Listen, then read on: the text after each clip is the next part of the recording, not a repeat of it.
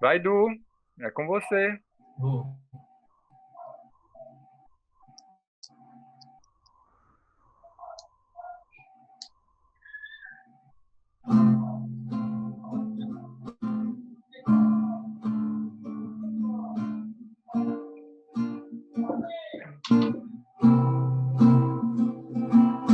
Amigo, brilha o sol, além da sua janela. Perceba ao seu redor o quanto a vida é bela. Acenda em você o brilho que dormita. Liberte as asas, voe ao encontro do mais puro amor. Abrace o infinito, desperte para a luz, deixe o amor brotar, frutificar de vez, que a vida é muito mais. Depende de você querer acreditar que pode ser feliz e enfim se libertar.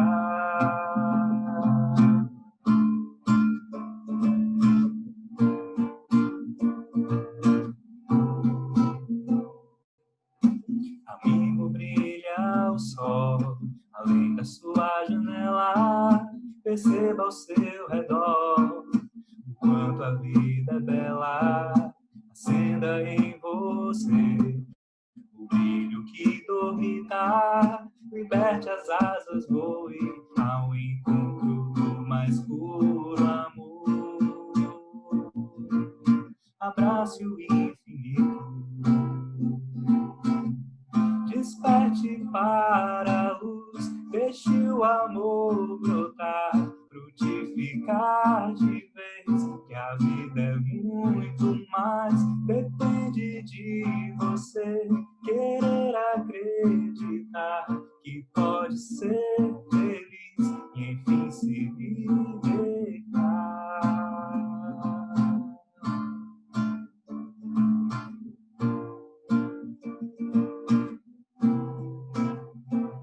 Tá bom, Oi? tá ok o som, né? Tá, Então vou fazer Jesus no monte agora. pronto.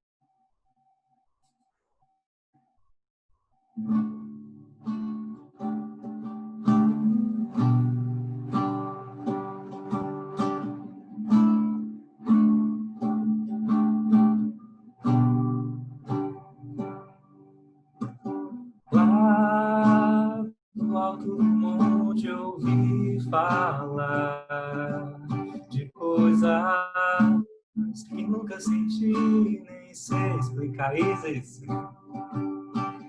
Era como um farol a iluminar os dias que estavam guardados ao porvir.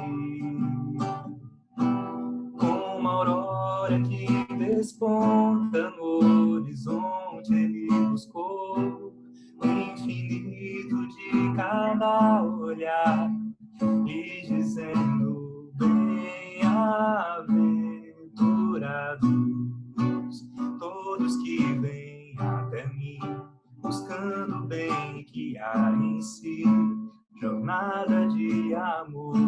Felizes os que podem se ver sem medo de se reconhecer. Felizes os que cuidam da dor daquele que esqueceu o amor.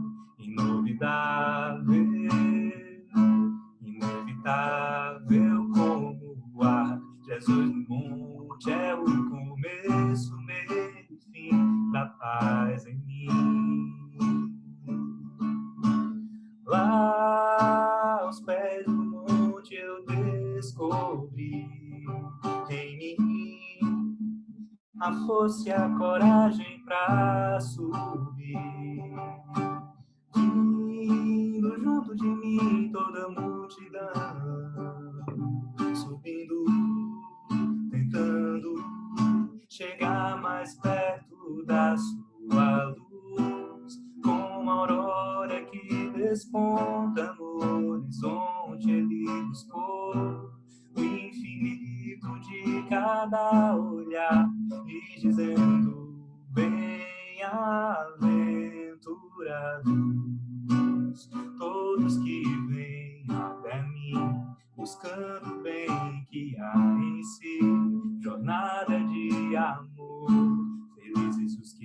podem se ver, sem medo de se reconhecer. Felizes os que cuidam da dor, daquele que esqueceu o amor. Inovidável, inevitável como o ar. Jesus no monte é o começo, meio e fim da paz em mim. Lá do alto do monte ouvi falar.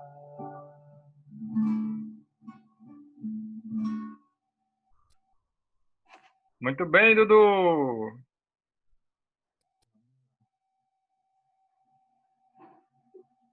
Vou fazer Sementes do Amanhã.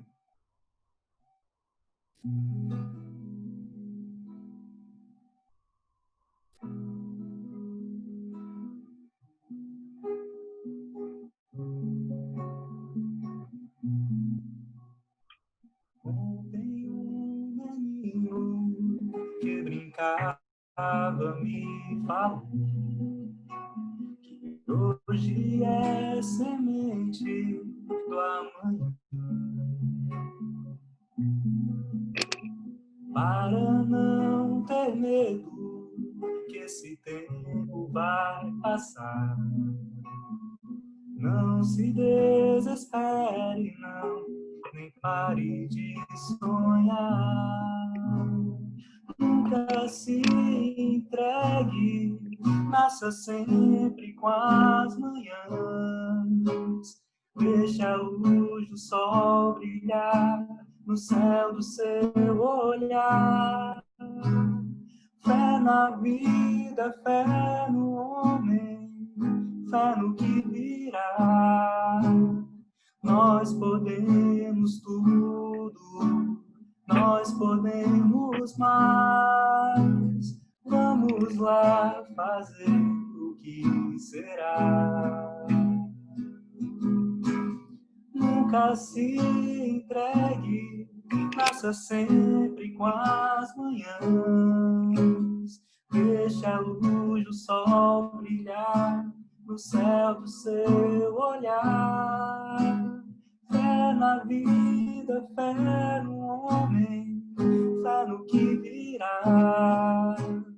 Nós podemos tudo, nós podemos mais. Vamos lá fazer o que será. Fé na vida, fé no homem, fé no que virá. Nós podemos tudo, nós podemos mais. Vamos lá fazer o que será. Vamos lá fazer o que será.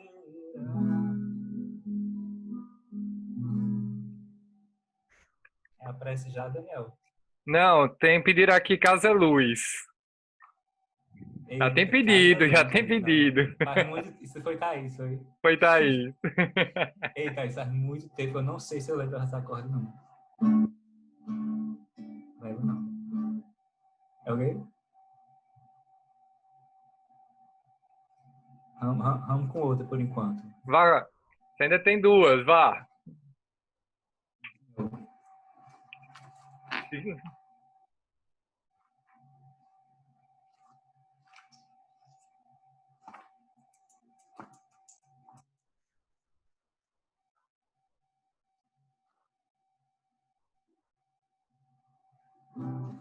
Vamos lá, tem Vanessa, não é pra... Aquela de Jesus que você botou no... Passa Tim Vanessa. Que aí todo mundo canta junto. Eu vou fazer Juventude e Vida. Passa. Vida, na verdade, é plena liberdade, enriquecida de amor. Força da vida, o bem, em plenitude. Os braços da juventude, garantindo uma estrada florida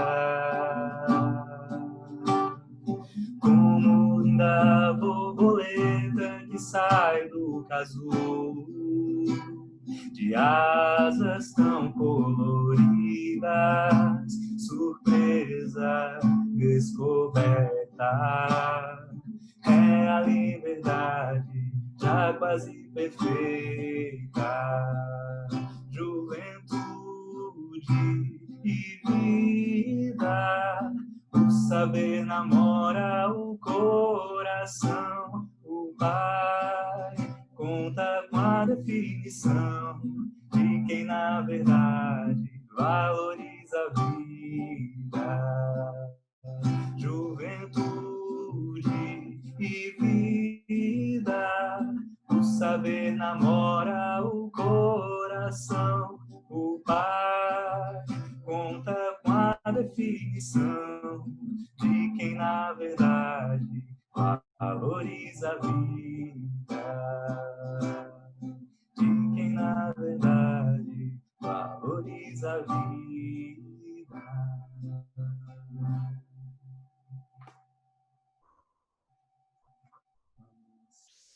Mais um.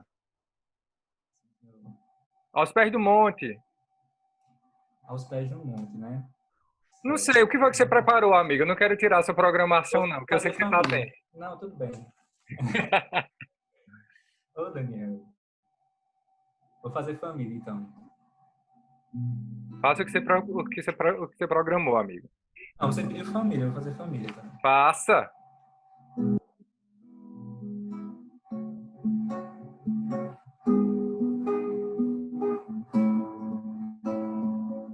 Quantos existem por aí, sem receber afeto, sem poder abraçar? Quantos estão nas ruas sem o privilégio de ter um lar? Quantos não têm um parceiro para os problemas compartilhar? Precisando de uma família que tudo isso possa ofertar. Enquanto tantos que recebem tudo isso só conseguem se queixar e reclamar, não percebem o privilégio de ter uma família e como é bom viver em um lar.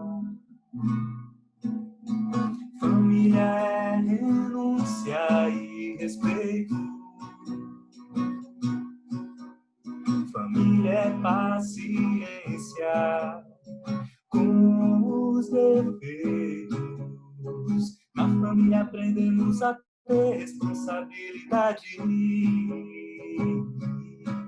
a amar e a conhecer a si mesmo. Família é renúncia e respeito.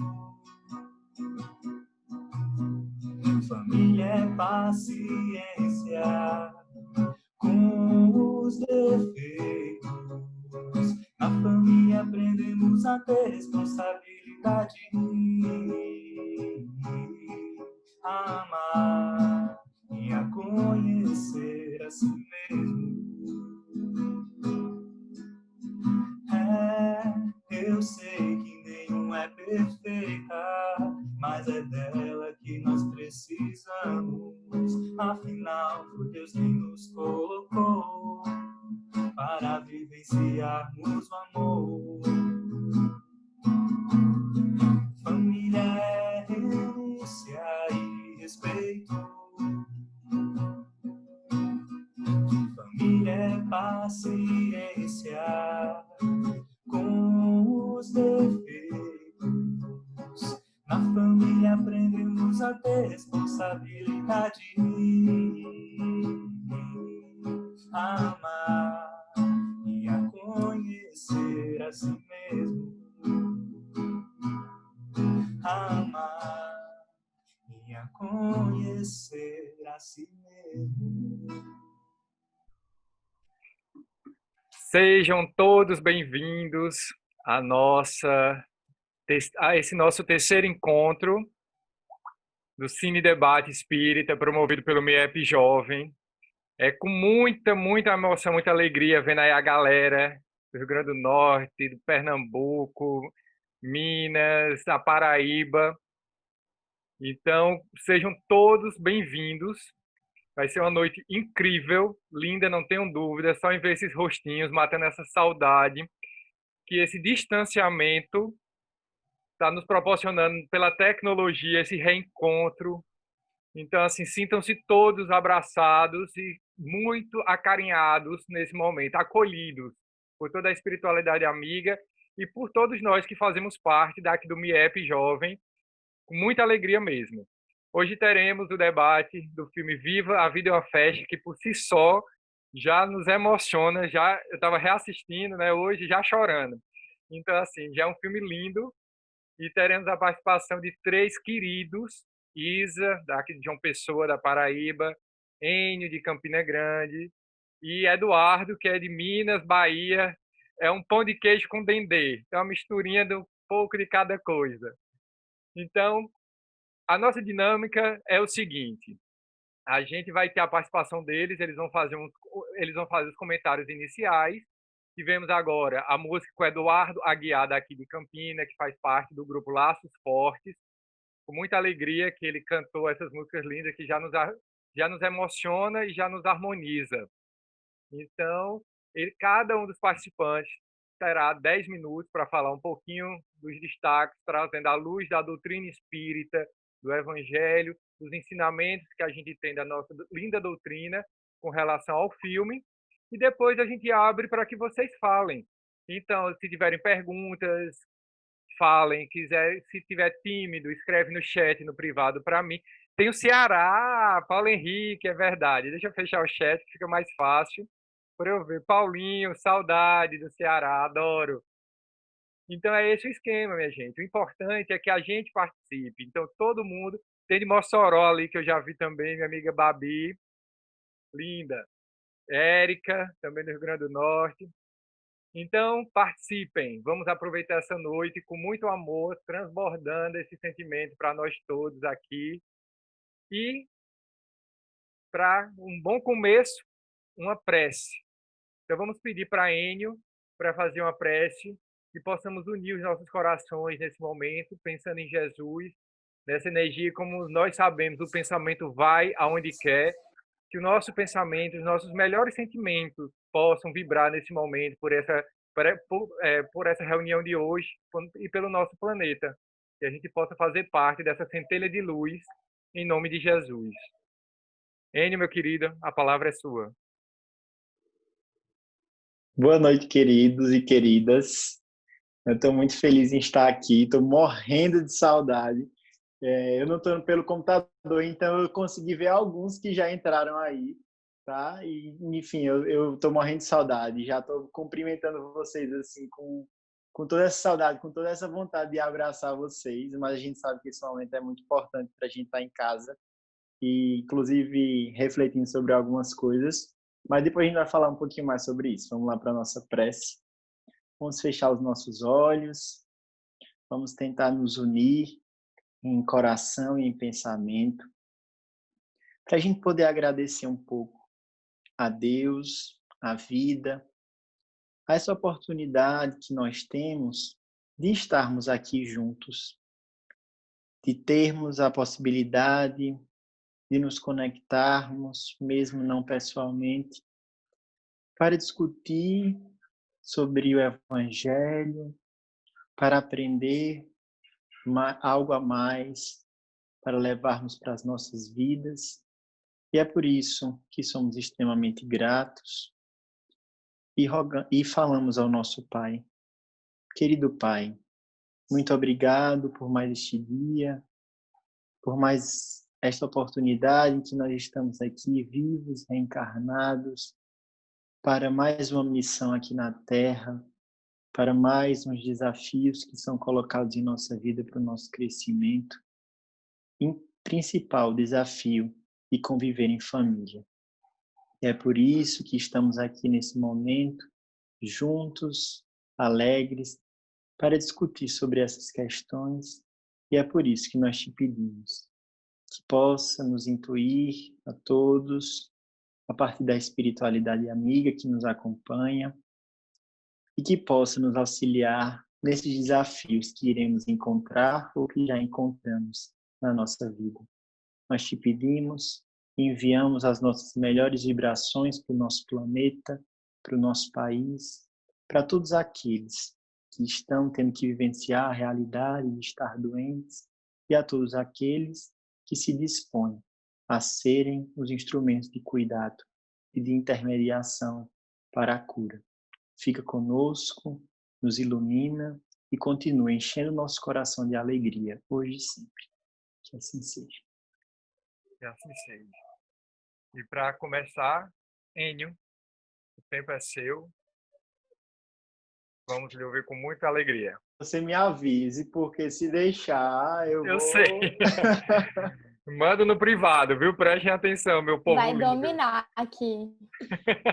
Não, dominar não, mas aí tem que dizer assim, ó, corta aí, porque senão... Faltando 2 Eu sou apaixonado minutos. por esse filme. Faltando 2 minutos, eu lhe aperreio. Então vamos lá, Enio. Você tem 10 minutos, Tá amigão. certo. Vamos lá. Eu preciso contar minha experiência com esse filme, porque assim, quando eu achei ele pela primeira vez, minha cabeça, sei lá o que foi que aconteceu, deu uma explosão, né? Eu achei um filme maravilhoso, um filme para criança, com um enredo muito bem construído. Eu achei assim que chorei a primeira vez, chorei a segunda vez. Eu sempre choro quando eu assisto esse filme, porque eu acho que ele toca num ponto muito importante e que mexe com todo mundo e que nos mobiliza muito, que é a nossa família, né? Então, as primeiras pessoas que a gente entra em contato, a partir do momento que a gente nasce, é a nossa família, né? E é justamente essa família em que a gente vai encontrando tanto coisas boas, muito boas, quanto coisas ainda que nos fazem sofrer, que estão ali para mexer um pouquinho com o coração da gente.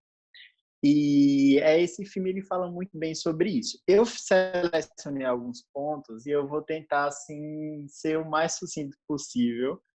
Não vou querer muito aquela coisa de referências mil, mas da gente provocar um pouco. Eu queria provocar um pouquinho vocês, porque quando o Daniel falou que era esse filme, fiquei super empolgado e eu me lembrei de um encontro de juventude, na juventude da Seja, que eu estava participando, e quem era minha evangelizadora na época era Denise. E a gente estava comentando sobre esse filme, e Denise disse assim, é porque eu acho que a base que eles construíram esse filme é a base da conciliar. E aí eu disse, caramba, é mesmo, eu acho que sim. E eu fui pensar um pouquinho sobre essa ótica da constelação familiar, né? Que é uma abordagem, não é necessariamente psicológica, mas que envolve coisas da psicologia, em que busca entender como essa trama da família, como essa teia da nossa família, ela influencia na maneira com que nós somos, com que nós agimos, através de, inclusive, que eles chamam de certos padrões que são perpetuados ao longo das nossas gerações.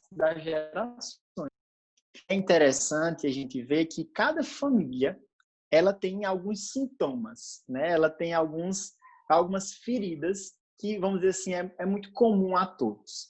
Por exemplo, eu estava pensando muito sobre a questão da minha família, né? Depois que fui pensar isso, e eu estava pensando que a minha família tem uma grande questão com dinheiro. Então, tem uns que eles são muito apegados ao dinheiro de uma maneira excessiva e de uma maneira em que, eu não posso me liberar um pouco para fazer algo que eu gosto, enfim, alguma coisa desse tipo. E já outros, eles são o oposto, né? É aquela coisa do descontrole, do gastar tudo, do quando recebe, acaba com tudo logo no começo. Então, eu vi que isso é um sintoma da minha família, né? A questão de lidar com o dinheiro é uma coisa comum a todos, apesar de alguns estarem de um polo e outros estarem do outro lado, mas a gente não sabe muito bem lidar com isso. Então, a gente vai vendo que cada família, isso a constelação familiar vai dizer, tem um sintoma, tem algumas feridas que são comuns a todos. E é interessante a gente pensar que nesses tempos de isolamento, né, em que a gente está tendo que conviver assim de uma maneira mais direta com a nossa família, porque, a gente não convivia 24 horas, né? A gente saía para a universidade, a gente ia sair com os amigos, a gente estava em outros lugares, e agora a gente está tendo que conviver 24 horas com a nossa família, né? E aí, convivendo 24 horas com a nossa família, a gente vai descobrindo o que é que está bom e o que é que está assim, meio adoecido, o que é que está precisando melhorar. E a gente vai entendendo sobre tudo isso, né? Então, esse filme, ele traz muito isso.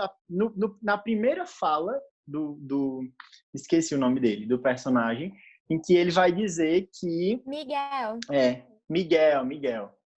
Ótimo. Em que Miguel vai dizer que ele foi castigado por algo que ele não fez. Que foi justamente o quê? Aconteceu algo do tataravô dele e que foi transmitido entre as gerações que a música não poderia mais fazer parte dessa família.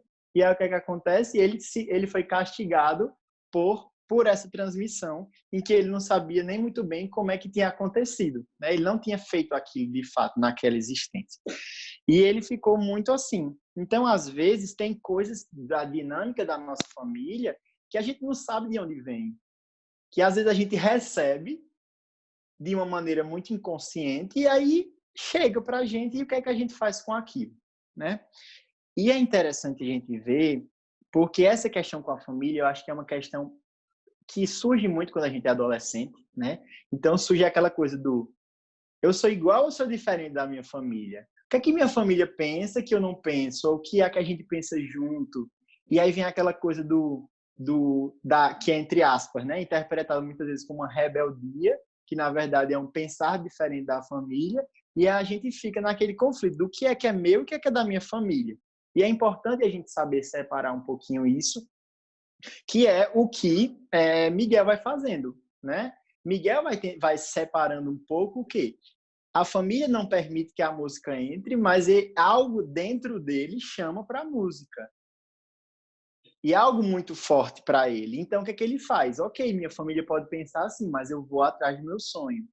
E aí ele vai tentar, vamos dizer assim, se diferenciar um pouco dessa família, apesar de a música estar na raiz da família. Então, a gente precisa pensar muito bem sobre o que é meu, que eu concordo, e que eu compartilho com a minha família, de valores, de ideais, de muitas coisas, e o que é que eu não concordo, né? O que é aquilo que eu acho que não está bem resolvido, ou que acho que as pessoas falam muito e acham que está tudo bem, mas para mim não está tudo bem. E eu acho que isso é um movimento muito importante, porque quando a gente é criança, a gente parte muito dessa questão de que honrar os antepassados, ou de honrar pai e mãe, é concordar com tudo que o pai e mãe fala, é concordar com tudo que os antepassados passam para a gente. E a gente vai entendendo, a partir da doutrina espírita, que se a gente está no mundo de provas e expiações, significa que nossos espíritos, interiormente, ainda tem muitas coisas a serem melhoradas, né? Então, se tem coisas a serem melhoradas, os nossos antepassados transmitem para a gente coisas muito boas, mas também eles transmitem coisas que não são tão boas assim. E a gente vai precisar saber. Então, quando a gente é criança, a gente aceita tudo porque a gente é criança e a gente vai depois tendo essa possibilidade de perguntar, de se questionar, e a gente vai concordando e se apropriando, dizendo assim, não, minha família pensa assim, eu também penso para esse assunto, mas para esse aqui eu penso totalmente diferente, né? Então, ele vai dizer, algum personagem, porque eu fui só anotando as falas, que a família é um guia. E é interessante porque a família é um guia do que fazer e a família é um guia do que não fazer, né? A gente pode pensar nesses dois sentidos. Tem pessoas na nossa família que nos ensinam o que não fazer, ou como não ser essa pessoa, né? Então, a gente precisa ir ver que essa família ela nos guia para um lugar muito bom, se a gente quiser olhar para esse lugar muito bom. Então, a família é aquela que ela traz muitas heranças, e aí a gente vai discutir sobre essa questão da herança, né? A gente recebe muita coisa, é como se a gente recebesse um baú, assim, um baú fechado. É o baú de tudo o que a nossa família está transmitindo para a gente. E a gente vai abrir lá e a gente vai ver esse baú. E o que é que vai ter nesse baú? Né? Vai ter uma parte assim meio suja, meio estragada, meio bagunçada. E vai ter uma parte que vai estar muito boa, uma parte reluzente, uma parte com coisas interessantes. E é justamente isso, né? De que os nossos ancestrais, os nossos antepassados, eles não trazem apenas coisas ruins, eles trazem também coisas muito boas. eles trazem coisas que a gente pode desenvolver, né? Hoje foi um dia muito importante também, juntou tudo assim na vida, né? Que minha mãe resolveu comprar milho para fazer pamonha, porque quem fazia pamonha era minha avó, né? Minha avó fazia pamonha e a gente nunca tinha feito pamonha, e minha avó já desencarnou há muito tempo, e hoje foi um dia de honrar os ancestrais fazendo pamonha. Até um tempinho aqui atrás eu estava fazendo pamonha. E eu acho que isso é muito importante, né? O que a gente se perguntar, o que da nossa família a gente quer perpetuar? E aí a gente pensa assim, perpetuar para os nossos filhos, perpetuar para... Não precisa necessariamente, se não quiser ter filhos, perpetuar para os amigos, perpetuar para as pessoas que a gente convive. O que é que da nossa família a gente quer perpetuar, que a gente quer transmitir? E o que é que da nossa família a gente não quer transmitir, que a gente não quer perpetuar? Né? Que é um trabalho também muito duro, é o trabalho de a gente... Porque a gente vive num padrão, às vezes, de erro, porque é o padrão da nossa família, mas que a gente precisa sair desse padrão porque a gente está se adoecendo por causa dele. Porque a gente tá sucumbindo, às vezes, por causa dele. Então, é um trabalho muito interessante, mas é um trabalho muito difícil.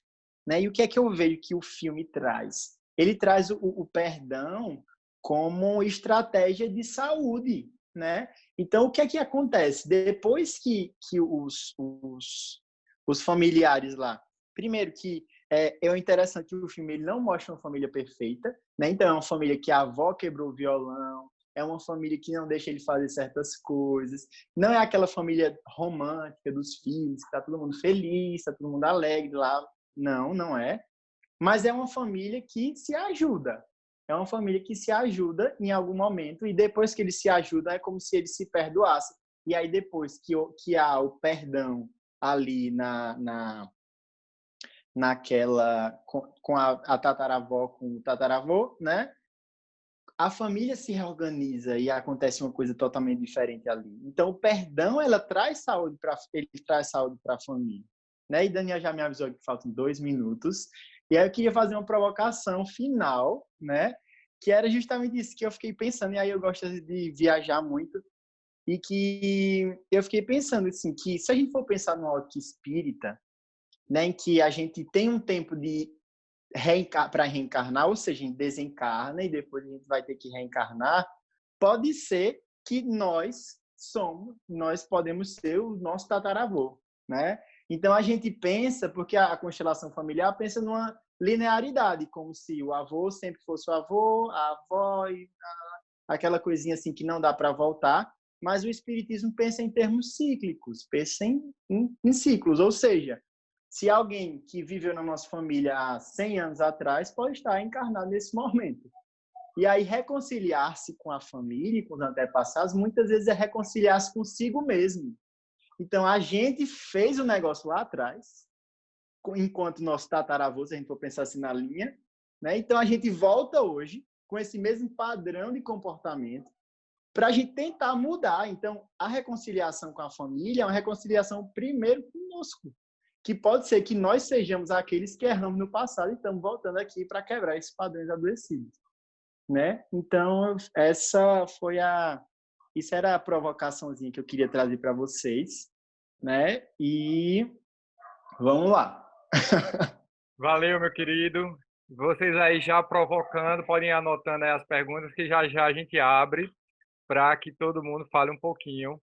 Agora vamos eu só queria falar uma coisa. Daniel, amigo. se tiver alguma pergunta, alguma coisa assim no chat, tu me avisa, porque eu não estou conseguindo ver muito bem que eu estou pelo celular, tá? Avisa, amigão. Sem problema. Agora vamos ouvir Isabela Falcão, de João Pessoa. Maravilhosa. Linda.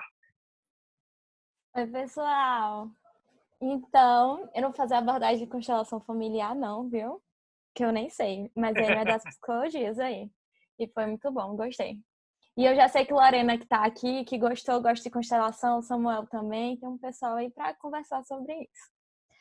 Gente, esse filme, ele é perfeito, ele é muito bonito. Ele é muito bonito. Tem gente que, assim, já começa a ver, já sabe que vai ficar emocionado, já começa a chorar, né? E, exemplo, isso que Enio falou, gostei muito da questão da família. Gente, essa família é muito gente como a gente. Eu me senti extremamente representada. Eu acho que todo mundo se sentia um pouquinho representado. Aquela família mais esculhambada, briga, tem coisa, não é uma romantização, sabe? Eu gostei muito disso. A gente até estava falando no nosso grupo sobre o Cine Debate, né, com o pessoal aqui, Daniel, e que eles tinham mandado um vídeo de uma moça que era espírita comentando. E ela faz esse comentário que é muito pertinente, né? Que esse filme, ele sai desse estereótipo de que filme da Disney eurocêntrico, né? Que sempre é, e aqui traz para o nosso universo latino, isso é muito importante. E dessa família aí, com problemas mesmo, sem romantizar, sem ser uma coisa boba. E esse filme, ele bate nessa nossa profundidade também. Então, eu achei isso muito, muito legal.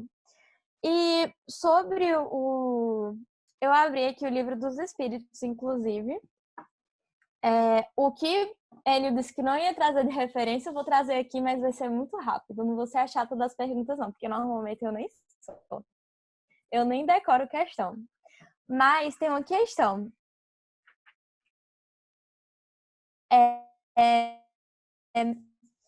A gente vai pensar no e às vezes, né? Botar uma foto no altar, um monte de comida, mas na verdade nem é tanto. Inclusive, nós temos o nosso Dia dos Finados, né?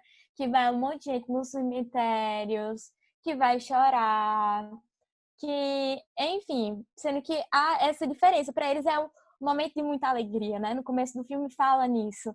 Que é tipo assim, não é momento para chorar, não é momento para... É momento de alegria, de amor, de lembrar deles mesmos. E isso é bem legal. E daí, o que eu pensei, e tem uma coisa no Livro dos Espíritos, que Kardec, ele não deixou nada ao acaso. E tem uma parte aqui no Livro dos Espíritos que é chamado Comemoração do Dia dos Mortos Funerais. E que vai da questão 320 à questão 329, para quem tiver interesse. Que ele é um viajante do tempo. Ele veio para hoje em dia, assistiu o filme, viu que a gente tinha várias indagações, voltou e perguntou para os espíritos. Porque ele coloca umas perguntas que basicamente é o que a gente pensa quando está vendo o filme, se perguntando. Então, eu não estava vendo o filme e fiz assim, questão 320 do Livro dos Espíritos. Não, eu estava vendo um vídeo que o pessoal da FEB tem da tela, né? E eles comentam sobre esse filme também. Aí, quando eu estava vendo ainda agora, aí eles botavam assim uma questão e eu fui abrir e faz total sentido. E vai responder pra gente algumas coisas. Primeiro, Kardec vai perguntar se os espíritos eles são sensíveis às lembranças que nós guardamos deles na Terra. E os espíritos vão responder assim, são mais do que vocês imaginam. E que se são felizes, se as lembranças são felizes, né, aumentam essa felicidade deles. Se esses espíritos são felizes lá, aumenta a felicidade deles. Se eles são infelizes lá, exemplo, espíritos sofredores e tudo mais, é um lenitivo. Então também dá pra gente pelo menos pra mim, foi um momento de pensar, será que eu tô pensando nesses meus parentes que desencarnaram? Sempre rezando por eles. E assim, conversando mesmo, mandando amor.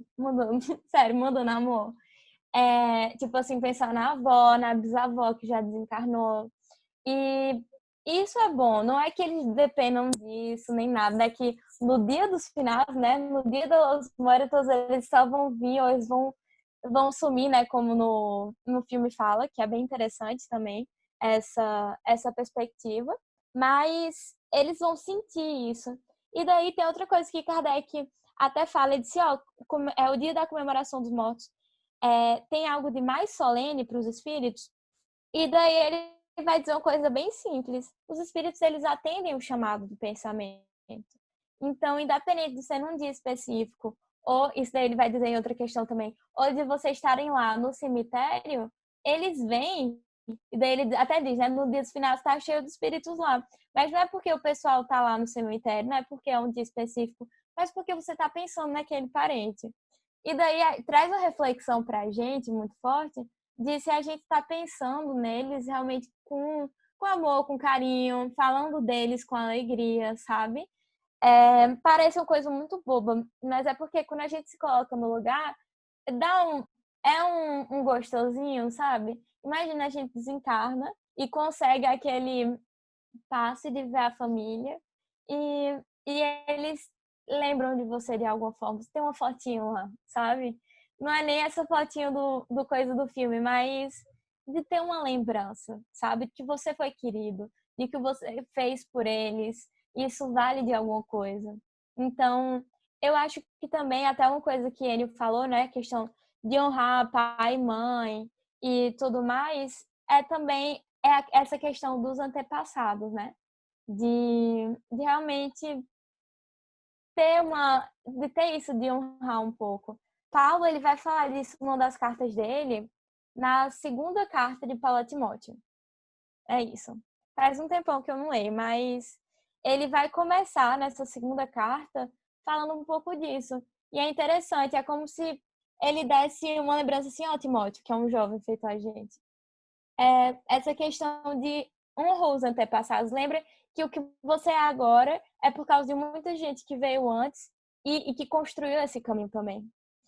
Daí bate um pouco com a constelação familiar que ele falou. E da gente realmente pensar nessa galera que veio, até com um pouco mais de respeito. Miguel, no filme, ele tá sempre nessa dicotomia, sabe? É muito importante a família e a gente tem que prestar homenagem a aquilo que a avó dele estava ensinando para ele, né? Já começa o filme ela contando a história. E ele tem que respeitar e honrá-los, mas ao mesmo tempo de seguir o coração dele. E ele é uma criança e ele tem um sonho muito forte.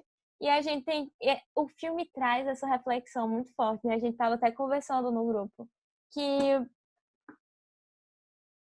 é uma linha tênue do que a gente quer fazer, o que a gente veio para fazer, e se uma coisa está batendo com a outra, e de pensar em tudo isso, porque vão ter choques entre gerações, né? Os choques entre gerações é algo real, é algo que sempre esteve presente.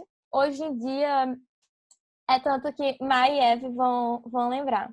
Hoje de manhã a gente estava no estudo, e uma das coisas que o pessoal trouxe na reflexão, inclusive está aqui perto, ainda do lado. Em Boa Nova tem um capítulo que eu acho que é o capítulo 8, que o título é... Não, capítulo 9, que o título é Velhos e Moços, que exatamente vai ter um pouco desse conflito, sabe? De geração mesmo, de você ser jovem e você ser mais velho, e a questão de encontrar um equilíbrio, isso dentro da família presente. E Miguel, eu acho que nessa construção do filme, ele soube muito fazer isso, sabe? No final, ele percebeu que, ao mesmo tempo, ele não podia ceder à questão de que ele tinha um grande sonho e esse chamado, será que era o propósito dele? E que ele não pode abrir mão e, ao mesmo tempo, saber que a família é importante e que a gente tem que saber... É difícil falar isso, porque depende das realidades, mas na dele, eu acho que ele soube mediar bem. Ele conheceu os parentes dele, e quando ele voltou, ele participou do Dia dos Mortos. Ele viu que essa era uma tradição que devia estar lá, porque, assim, são rituais. Mas quando tem uma tradição, e se você pode, sabe, participar e honrar com sua família, exemplo, o Evangelho no Lar, um jantar numa sexta-feira à noite e tudo mais, eu acho que ele aprendeu que dava para conciliar o sonho e explicar também, né, para a família, tentar os fazer entender com o outro lado. E eu achei isso bem legal. Eu não sei se eu tô passando do meu tempo, eu não tô recebendo Você mensagem tem 2 nenhuma minutos. aqui. Tudo bem. E daí, quando tiver 10 segundos, faz assim, eu digo tchau, pessoal. Que também é interessante porque quando tem esses problemas, Jesus falou, né? Eu não vim trazer a paz, mas divisão. A divisão ela vai vir naturalmente quando tem processos de mudança, né? Então, assim, uma pessoa que na época de Jesus queria ser cristão e a família não aceitava. Eles iam seguir o Cristo ou iam negá-lo para ficar com a família. Isso daí é uma questão muito difícil de decidir. E não é tão a de Miguel, né? Mas dá para trazer uma similaridade de quando você tem algo que é certo que você deve fazer e tem que ir contra a família, né? Que é essa divisão que não é criada por você. E, enfim, seguir essa coisa. Eu acho que Miguel Pelo menos para mim, teve um pouco dessa mensagem, sabe? Ele aprendeu a respeitar, ele aprendeu a ouvir os outros e ele tentou a coragem dele. Eu acho que a coragem dele chamou muito acho para todo mundo. Ele persistiu muito, gente. Ele podia ter voltado ao mundo dos vivos. Quem é que não ia estar em desdobramento? Quando chegasse lá, não conseguia voltar ao corpo. Se alguém dissesse assim, você nunca mais vai falar. O pessoal, tudo bem, mas me deixe voltar pro meu corpo. E ele não. Tá, vou ficar aqui no mundo dos mortos mesmo, mas eu não vou abrir mão da música, não. E eu vou procurar outra pessoa. Se tu não deixa, eu vou pro outro. Mas a música era tão importante para ele que ele não ia abrir mão. E falando da música também, tô aproveitando meu tempo. A questão da arte, que é importante para o espiritismo. Estava até falando com a Mai e ela trouxe esse aspecto, ela disse, a arte no filme é algo que fala forte. O filme inteiro está muito em torno da questão da arte e da música. E como espíritas, nós sabemos a importância, tanto que a gente está começando com música, termina com música. Tem questão assim de que dizem que toda vez que a gente canta uma música cristã, né, uma música religiosa, a gente está trazendo Maria para a gente, né? Maria está com a gente porque ela foi uma das primeiras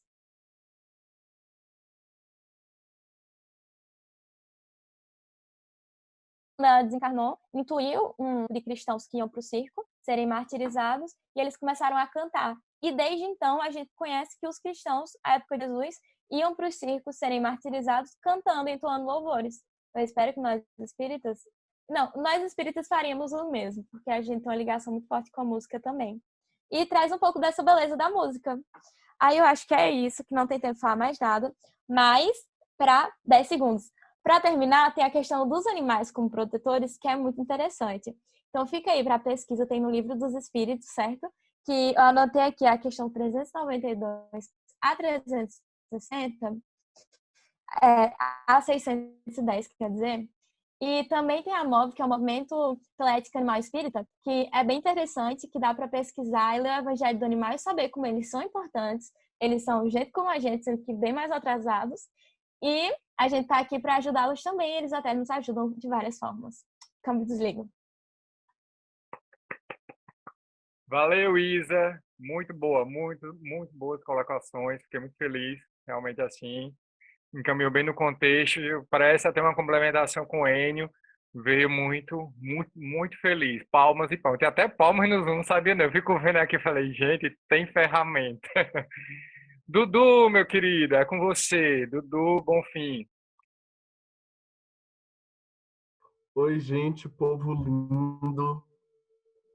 Boa noite para vocês. Tá muito frio aqui em Que Minas Gerais. inveja, que inveja. É muito frio de verdade, principalmente para a gente que é do Nordeste. Mas, enfim, muito feliz de estar aqui com vocês hoje, revendo um bocado de gente que eu amo do fundo do meu coração. Então, gente, esse filme tem... Todo mundo já falou isso e não tem como a gente não repetir. Esse filme nos remete a muitas emoções, a muitas coisas positivas, muitas coisas reflexivas. E, inclusive, uma das coisas mais legais é que, reassistindo o filme, reviveu em mim a vontade de ir para o México no período do Dia dos Mortos, para viver aquele momento de alegria e de festa, porque é muito claro para eles, para a cultura deles, que não é o fim de nada, né? Que aquele momento não é um momento de acabou, morreu, meu familiar morreu, acabou. E não é isso para eles. Eles entendem isso, essa ideia para eles da vida após a morte é muito viva. E como você vai chegar lá para eles também é muito, né? Então o filme traz isso para a gente de uma forma linda e maravilhosa.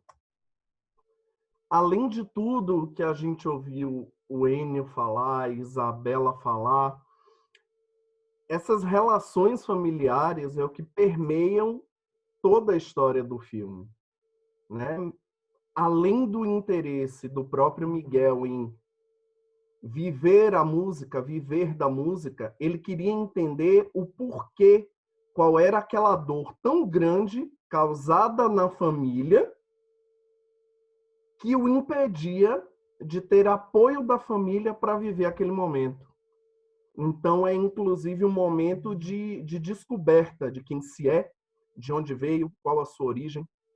E isso a gente trazendo para uma visão da doutrina, nada mais é do que reforma íntima. É a busca pelo autoconhecimento, pelo meio que eu vivo, pelo meio onde eu estou. Não tem nada diferente disso. E essa história do filme me remete muito a isso.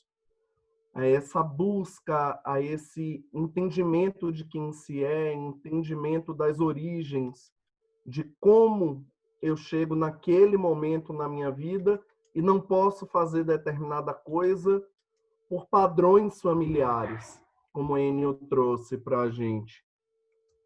Tentando entender um pouco qual o meu papel, qual a minha origem. E qual jovem não pensa isso? Né? Quais jovens não pensam isso, principalmente nessa fase da juventude, da adolescência? Qual é o meu papel aqui nessa família que eu estou? Nessa família que eu vim, qual é o meu papel? Qual a minha importância? O que é que eu estou fazendo aqui?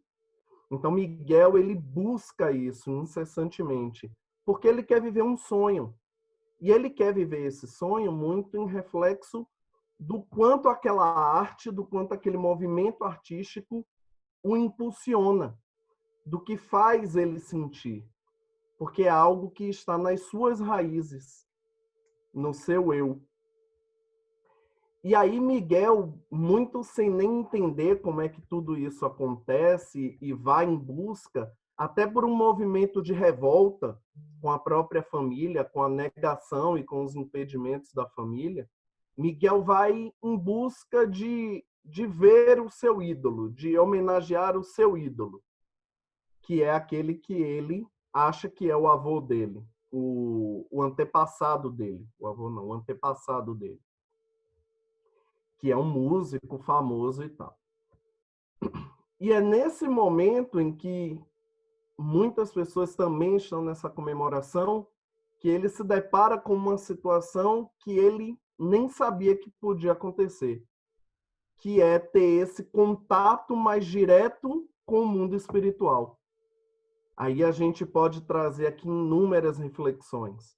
A gente pode trazer aqui a questão do desdobramento, como Isa falou, desse momento em que ele faz o desprendimento do corpo, em alguns momentos no filme ele até volta e sai de novo. E esse é um momento que a gente pode refletir e analisar. Esse momento em que ele sai do corpo enquanto espírito, aparecendo ali através do seu perispírito, e vai para esse mundo espiritual, meio que penetra, porque não era o espaço dele, não era o local onde ele deveria estar, não naquele momento, em que ele se depara com aquilo tudo, com aquele universo novo, em que, na verdade, é apenas... Vejam como o filme é riquíssimo em detalhes.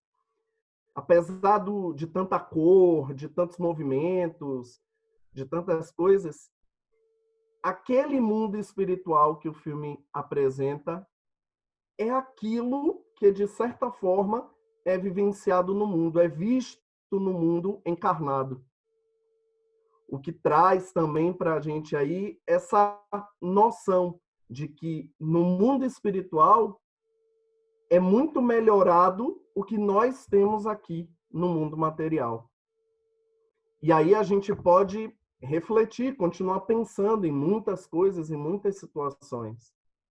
Existe alguém que tem um controle, que tem um comando, uma organização daquele local, daquela região. A gente vai se remetendo o tempo todo ao mundo espiritual, à vivência no mundo espiritual, ao conhecimento do que é esse mundo espiritual, de quem está lá. Muitas pessoas estão até nesse mundo espiritual mas estão ficando esquecidas, e isso está fazendo com que elas fiquem tristes e sumindo. Mas não é o sumir, o espírito deixar de existir. É sumir porque nem ele mais se reconhece, nem ele mais se identifica.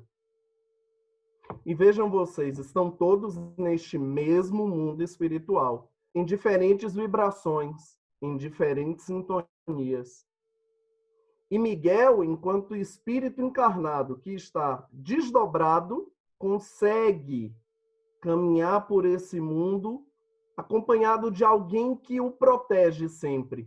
Que aí a gente tem a figura do mentor associada ao cachorro dele. Essa é a figura que ele tem. É esse espírito que é um espírito mentor. E aí, como Isa falou, a gente pode olhar e pode até esmiuçar, mas vamos tentar entender esse cachorro não necessariamente como o animal no mundo espiritual, que existe, é um fato, mas como um mentor, alguém que estava ali, inclusive, para auxiliar aquele menino nessa descoberta, nesse processo de busca. Então, Miguel, ele busca todo esse processo, busca incansavelmente entender a sua própria raiz, a essência da sua família. Nesse movimento, muitas vezes impensado, tomando atitudes impensadas, impulsivas, sem uma organização mental muito bem ajustada. O que muitas vezes, aí a gente pode lembrar, também está associada com a sua pouca idade nessa encarnação que ele estava vivenciando. Então, o que ele se lembrava era aquilo. E como ele estava em processo de busca, de construção de quem ele é de fato, tentando entender quem ele é, ele vai nesse movimento meio que se sentindo guiado a buscar chegar àquela figura que ele tem como referência de que é o seu antepassado. E nesse momento de descoberta, de busca, perseguindo os objetivos, ele se dá conta de uma outra história da sua própria família, que nem a família se dava conta, porque todos estavam presos ali nas suas questões, nos seus orgulhos, nos seus próprios padrões já constituídos e foram empurrando isso de geração em geração. Então, Miguel, ele vai nesse impulso e descobre que, na verdade, aquele que todos achavam que era o antepassado, na verdade não era, era outro, que havia sido enganado. E aquele que estava sendo abandonado pela família não era o verdadeiro ente, a verdadeira pessoa que tinha uma relação, um vínculo familiar com aquele grupo. E aí ele começa num processo de retorno para todo esse movimento, porque o tempo dele estava acabando. Oi, querido, um minuto só? Não, eram dois até você não ler. Agora é só um. Tá bom, querido. Vou encerrando. Então, gente, ele vai retornando e ele vai retornar para esse processo e vai retornar ao corpo físico para fazer toda essa reconstrução familiar. Mas aí eu quero reforçar aqui um ponto. Notem que o movimento do Miguel para chegar ao mundo espiritual foi de desdobramento. E ele precisava voltar ao corpo físico.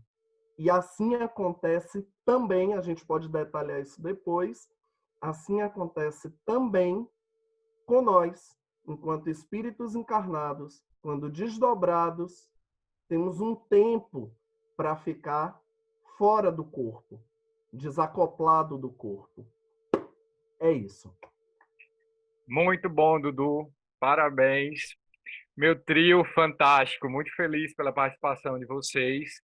Muito, muito bom. Estou extremamente Deixa eu feliz. falar só uma coisa, tio. Deixa eu falar Fale, só uma tio. coisa. Eu estou tão em clima de cinema que eu tô comendo pipoca e com um copo de cinema, tá? Todo mundo notou, meu Só- filho. Tá até no chat. É que você não que tá bom. acompanhando o chat. Mas desde o início, Luana anotou a sua pipoca aí. Pois agora, meus amigos, meus queridos, estamos abertos para o debate do grupão.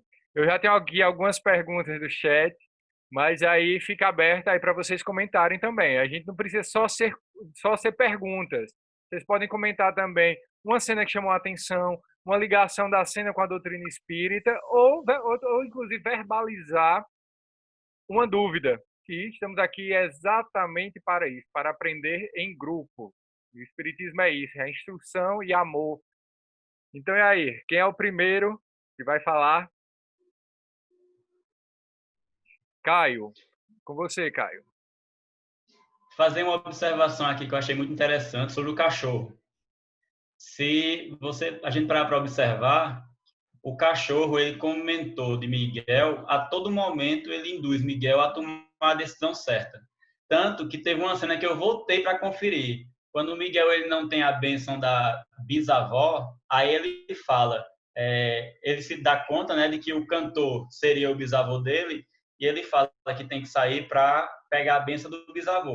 Aí o cachorro olha para ele e começa a correr. Aí o cachorro é quem leva ele até a sala onde o verdadeiro bisavô dele está sendo intimado. E aí eu comecei a observar o comportamento do cachorro ao longo do filme. Toda vez que ele tem que tomar uma decisão, o cachorro ele induz ele a tomar a decisão certa, por mais que algumas vezes ele tome a errada. Mas o cachorro está sempre ali do lado dele. E uma coisa que eu fiquei pensando ainda sobre esses alegrifes é que não só na cultura mexicana, esses animais eles servem como guias. Se a gente for parar para olhar, no Egito, o gato tinha uma forte influência, tanto que o pessoal pegava uns vasos em forma de gato e colocava os órgãos do faraó, como se o gato fosse levar ele no caminho da luz. E eu ainda fiquei pensando, será que esses alegrifes, que é representado no desenho, ele não tem uma influência na personalidade do dono? Porque o de Miguel é um cachorro todo espombalhado assim, e o da bisavó dele é uma tigresa assim, ferrenha, com chifre alada, que dá medo. E eu notei que tem uma relação com o perfil da bisavó com o Alegrife. Deixa aí aberto para quem quiser completar. Depois eu volto para fazer outras observações. E esse bichinho dela, da bisavó, tem a característica mesmo dela. Ela é muito enfática, muito autoritária, ao mesmo tempo carinhosa. Você perceba que ele dá uma lambida em Miguel no final com muito carinho. Ele protege Miguel e ele é assim, aquela cara. Mas depois ele dá uma lambida de carinho. É realmente a personalidade tem tudo a ver com a doutrina. Que a gente pode falar isso, Enio. Queria você falando a questão da ligação dos nossos mentores e com a gente. O que é que o Espiritismo diz com relação a essa ligação com os nossos mentores de sintonia, de afinidade? Existe alguma afinidade? É escolhido assim, vai tu, qualquer um. É uma fichinha que puxa número 35 para Daniel. Como é que funciona? Pronto, vamos lá. Eu estava lembrando aqui, gente, sou péssimo de referência, de lembrar na hora. Eu posso ter aqui 400 mil coisas, mas eu só vou lembrar se eu olhar aqui o negócio. Eu estava lembrando que doutora Irvênia Prada é uma palestrante espírita maravilhosa, que ela fala sobre essa questão do comportamento animal, dessa questão dessas discussões um pouco mais polêmicas, né? Sobre a questão da sobrevivência do animal após desencarne no mundo espiritual. Enfim, doutora Irvênia Prada, ela é uma veterinária fantástica, genial. Inclusive, agora ela escreveu o livro Cérebro Triuno, com Décio Iandoli e com Sérgio Lopes, que também é maravilhoso. Enfim. Então, eu estou aqui tentando, a espiritualidade que me ajude, a lembrar de uma referência que fala sobre essa questão da sintonia, da escolha do mentor espiritual. Né? Porque a gente tem que pensar, né, que a justiça divina, ela não é falha. Né? A gente tenta pensar sobre ela, mas ela tem assim outros mecanismos muito maiores que a gente não consegue, talvez, aprender no momento. Mas a gente precisa pensar que Deus, ele compreende o nosso limite aqui na Terra, os nossos desafios e tudo mais. Então, a justiça divina, inclusive Allan Kardec, ele na Gênese, ele tem um item lá em que ele fala do papel da mãe, né? E como a mãe ela participa dessa questão da proteção aqui na Terra. E então nós não só vemos com os nossos problemas a serem resolvidos, mas a gente vem com uma equipe de pessoas para sustentar a gente nesse processo. E uma das pessoas dessa equipe, ela não está encarnada, ela está desencarnada, que é o nosso mentor, a nossa mentora. Né? E primeiro que a gente tem que entender que, por exemplo, quando a gente vai... Por exemplo, a gente gosta muito de um professor, de alguém que ensina alguma coisa a gente. Com certeza, essa pessoa ela tem alguma coisa parecida com a gente. Né? As nossas escolhas dos nossos parceiros amorosos, das pessoas que a gente se identifica, elas sempre estão ligadas ao que nós temos dentro de nós. E isso é um fato. Ou seja, a gente só escuta as coisas de pessoas importantes porque a gente coloca elas no lugar de importância. E se a gente coloca elas no lugar de importância é porque a gente nutre algum sentimento bom. Ou seja, para escutar o nosso mentor, ele tem que ser alguém muito importante para a gente, que talvez a gente não conheça, vamos dizer, da nossa memória enquanto encarnados aqui na Terra, mas que com certeza ele tem alguma ligação de muito afeto conosco, para que a gente tenha, assim, pelo menos vou escutar, né? A gente talvez nem sabe que tem um mentor, mas a gente escuta uma intuição, alguma coisa assim. E é interessante a gente ver que, por exemplo, Divaldo Franco, ele tem uma personalidade extremamente forte. Ele é argumentador, é aquele que é questionador, que não aceita tudo. E aí só quem para segurar Divaldo? Joana de Ângeles. Que aí ela vai e bota em cima dele e vai dizer assim, calma que as coisas não são tão assim. Então a gente tem que entender que o nosso mentor ele é preparado para a gente. Então, se a gente tem muitas vezes essa personalidade mais forte, que se coloca mais, a gente precisa também de um mentor um pouco mais enérgico, de um mentor que esteja mais conosco, que nas nossas intuições nos faça questionar mais. Então, é interessante a gente ver que os nossos mentores, eles sim são pessoas que estão ligadas a nós afetivamente de algum jeito, e sim eles estão ajustados à nossa personalidade, porque para nós desenvolvermos certas coisas da nossa personalidade que são boas, a gente precisa também de pessoas que vão estar ligadas a gente em relação a isso. Ou seja, se a gente é mais enérgico, a gente precisa de uma pessoa mais enérgica. Se a gente é mais tranquilo, talvez a nossa ligação seja com um mentor um pouco mais suave nas suas colocações, no seu modo de guiar. Mas os mentores não são esses espíritos super perfeitos, mas são, claro, espíritos que já estão um pouquinho mais acima no nível de evolução do que a gente, mas eles sempre estão ligados por alguma coisa que em comum existe. Perfeito, amiga. Aqui, Respondi?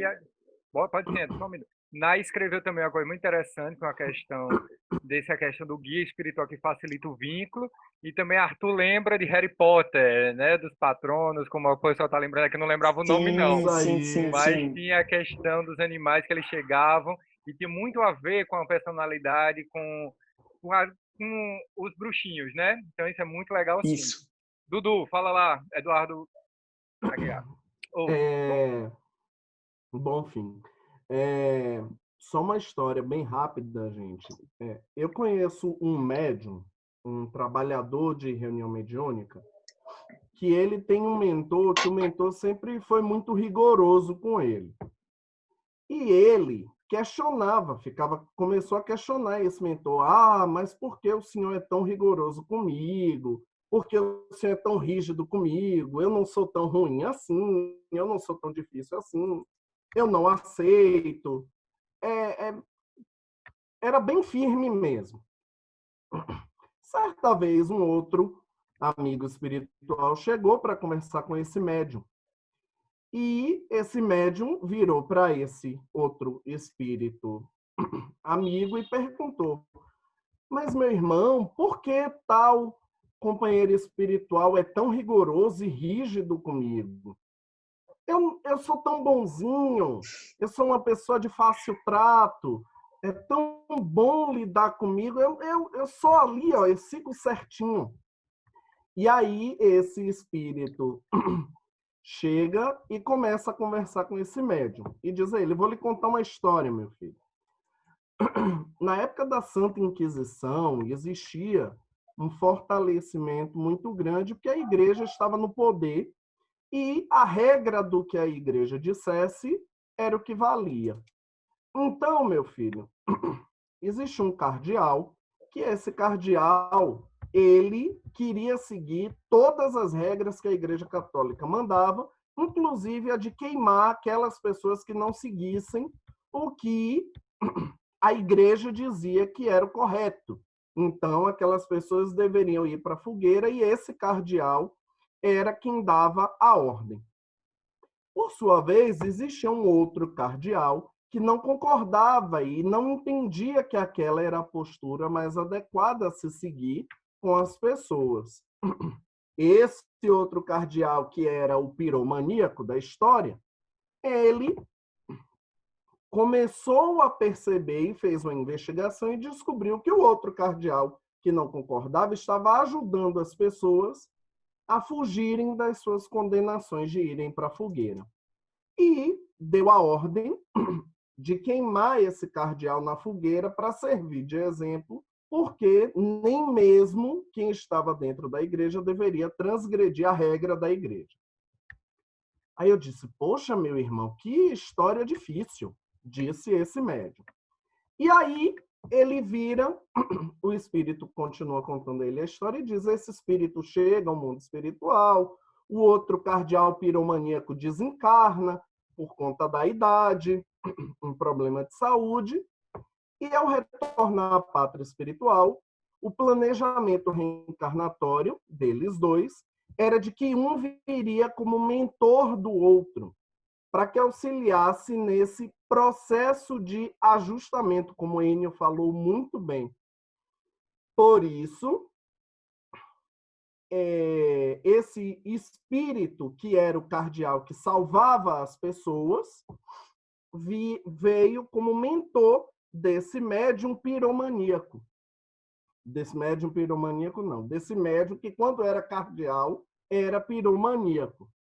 Então, vejam vocês como são as coisas. Essa questão da sintonia, ela pode vir de outras e outras encarnações, de outras e outras necessidades.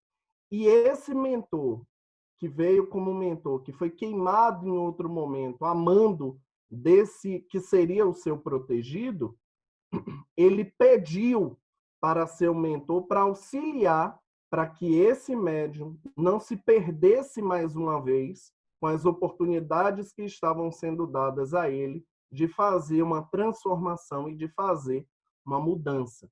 Então, existe esse papel do médium, do mentor, da importância do mentor, e a ligação é por afinidade diversa, afinidades diversas. O importante é a gente entender que tem um objetivo para esse mentor, tem um porquê, tem uma razão, não é no sorteio, como o Daniel falou. Só complementando aí. Perfeito. Isa, tem uma pergunta aqui no chat, eu vou botar para você, minha flor. Me perguntaram assim, no desenho, quanto mais a pessoa ela tem essa parte de ser lembrada aqui na Terra, maior será, entre aspas, a sua força no mundo espiritual. Dentro do espiritismo, qual a influência que as lembranças e homenagens a um desencarnado pode agir na sua evolução? E eu ainda perguntaria, no seu sentimento, qual a influência dessa lembrança aqui da Terra lá para cima? Olha, é como Kardec tinha dito no Livro dos Espíritos, que ele falou que, se esse espírito tá feliz lá, isso dá mais felicidade. E se ele tá infeliz, é um lenitivo. Então, quando a gente... Mas sempre lembrando que quando a gente quer lembrar... Vou até abrir aqui o livrinho. Mas, que ele diz algo bem claro. Quando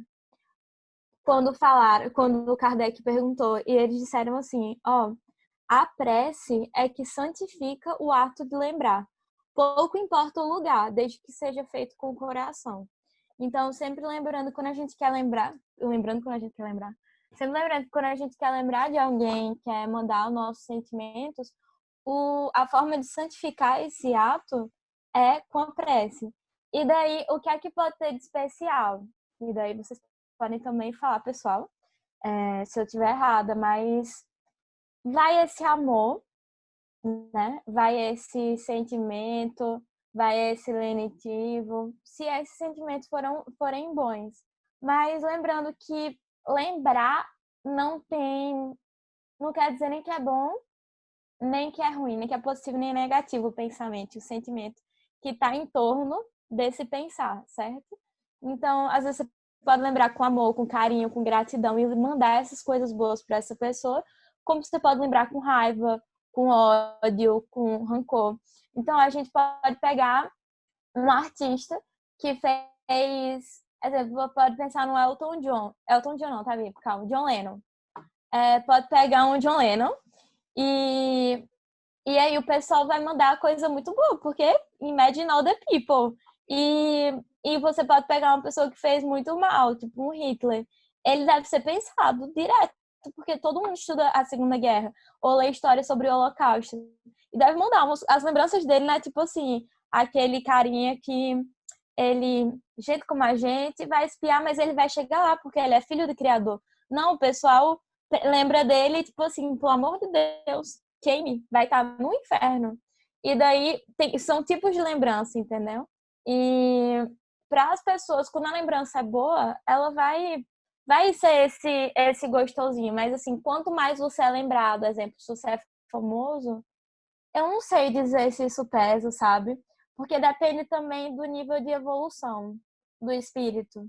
Se ele é apegado à matéria, à fama, o poder, pode ser algo que pesa. Exemplo, como é o nome dele? De la Cruz? Ernesto de la Cruz. Para ele ser lembrado e ser deixado lá as oferendas, é incrível, porque ele é super apegado. O que é que eu não faço para manter o poder, a fama ter um preço, né? Ele é tipo o que não fazer. E o perigo do poder e da fama que você vai fazer em nome disso. Para ele deve ter um grande peso. Se deixarem de pensar nele e de fazer essas coisas, para ele ia ser uma grande dor, porque ele seria mais apegado, entendeu? Então, um espírito que tá, sei lá, em esferas superiores, ele vai estar tipo, vocês podem lembrar de mim, mas tá tudo bem. Mas aí é isso, sempre pensar com carinho, sempre vai ser muito bom, sabe? Na verdade, não lembrei só uma coisa, eu vou terminar. Quando a gente pensa em Jesus, a gente pensa normalmente com amor, com carinho. E daí isso deve chegar nele, sabe? Ele não depende disso porque é um Cristo. E é o nosso Cristo. Mas quando a gente pensa nisso nele, eu rezo por ele, daí eu lembrei porque eu olhei pra Maiara. Porque eu lembro de uma história de Maiara. Desculpa. Ainda bem que você tá presente, amiga. Eu lembrei de uma história de Maiara que ela disse que quando era pequena, às vezes você tá num momento já de dormir, aí você tá, quando você vê, você tá dizendo, por favor, Deus, protege Jesus, ou Jesus, abençoa Deus, alguma coisa assim. E, querendo ou não, se a gente pensar em Jesus como é nosso irmão, né? Dizer, Deus, abençoa Jesus, tem que pedir mesmo que abençoe Jesus. E essas coisas vão, e essa prece vai. Enfim, é bom. Gente, a gente tem que pensar. Todo mundo que desencarnou ou que tá aqui, é bom fazer uma prece por todos eles. Eu gostaria de receber preces quando me for. Isso é bom. Leva uma coisa boa, mas eles não dependem disso. Mas falem, por favor, porque eu posso ter falado besteira. Isa já queria matar o pobre de Elton John. Mantém o homem. Não levanta a mão não, que Isa já fez uma premonição. Por Já favor. Se ele deu uma morrer essa sentença semana, ali, né? se morrer essa semana é culpa de Isa, viu? Arthur. Ei, eu sei que vocês estão trancados aí, ó. Consegui até um jeito de burlar isso aqui, ó. Pra fingir Viva que a tu pelo menos praia! sair de casa. Ó. Meu Deus, como é que foi Calor aí, isso? ó. Tu fizesse como isso, hein? E tá em outro Rapaz, país, mexendo né? Ele aqui, não ó. só tá na praia, como tá em outro país. Porque aqui já são 8h30 já da manhã. O tutorial vai ser Mas depois. desse lado aqui, ó. Então aqui, Esse só povo que sabe complementando. mexer com tecnologia, eles assim, eles pisam na cara da gente, pelo Rapaz, menos eu na fui minha. incluindo aqui no vídeo embaixo tem botar fundo de vídeo aqui embaixo. Não é difícil de fazer, não, isso aí. Tá Enfim, certo. mas complementando o que a Isabela falou, né, ela até já entrou nisso quando ela falou de Hitler, né? Eu acho que toda vez quando a pessoa ela é uma celebridade, eu acho que amplifica bastante a lembrança e a quantidade e a intensidade que ela recebe disso, né? E eu acho que entra nesse cenário aí muito a ação dos espíritos amigos e dos protetores desses espíritos, né? Porque quando a gente para pensar, por exemplo, pessoas que são muito famosas e que tiveram um desencarne complicado, como por exemplo, ele pode pensar em Winehouse, Chris Cornell, o Chester Bennington lá do Linkin Park também, né? Todos eles, ou seja, eles tinham várias pessoas, atraiu o pensamento de muita gente. Foi uma situação muito complicada, tinha um envolvimento muito pesado no desencarne deles, né? E a gente para pensar assim, caramba, como é que deve ter sido para eles, né? Além de lidar com a própria consciência, ainda tem gente, talvez, com julgamento, com pensamentos que não são muito bons, né? E, às vezes, também tem outra força, né? Que, às vezes, fãs realmente que se empenham ali para fazer uma oração, uma prece por aquela pessoa, para ela ficar bem, e vem mais lembrança, vem muita coisa. Mas eu acho que, eu não sei, alguma pessoa já até me falou isso, eu não sei fonte, eu não sei se é verdade. Mas, assim, tem lógica, que foi falando que Hitler, depois que ele desencarnou, ele foi meio que separado no mundo espiritual e meio que protegido em um lugar para que ele não chegasse a ele as interferências dos pensamentos, para que ele pudesse meio Inclusive que... afastado dessa região da Terra. Da Terra. Isso. Eu ouvi que ele foi para outro planeta, é isso mesmo. Isso aí. Alô, alô, som, produção, outro planeta. Fofocas espíritas, né? Quem foi para que planeta? Tititi Mas é espírita. Vamos isso. lá, continua. Bastidores do plano espiritual. Não, mas é bem isso, assim. Eu acho que é, tipo, que não o espírito que está nessa situação, ele não está meio que por si só, né? Vai ter aí uma coisa que vai meio que... o pensamento sempre chega na pessoa, chega, mas eu acho que tem certas situações que ele pode ser um pouco retido, um pouco manipulado, alguma coisa assim, para que ele possa ser selecionado para ser adequado àquela situação. Como se nem todo mundo pudesse ouvir tudo no momento que está passando. Acho que é isso. Sim, eu acho que André Luiz ele traz muito bem isso, né? De que ele mostra. Eduardo, você já colocou sua ida a outro planeta aí no seu. Ele já tá viajando. É... É um ser sideral. André Luiz ele fala, e eu acho assim, muito interessante quando ele fala da questão dos sistemas de segurança das colônias espirituais, inclusive quando eu acho que é em uns mensageiros que ele vai quando ele está na descida para a Terra, em que ele vai lá parar um pouquinho no campo da paz, ele vai mostrar o sistema, ele vai descrever o sistema de segurança daquele centro de apoio ali no meio de uma zona de pensamentos meio turbulenta, né?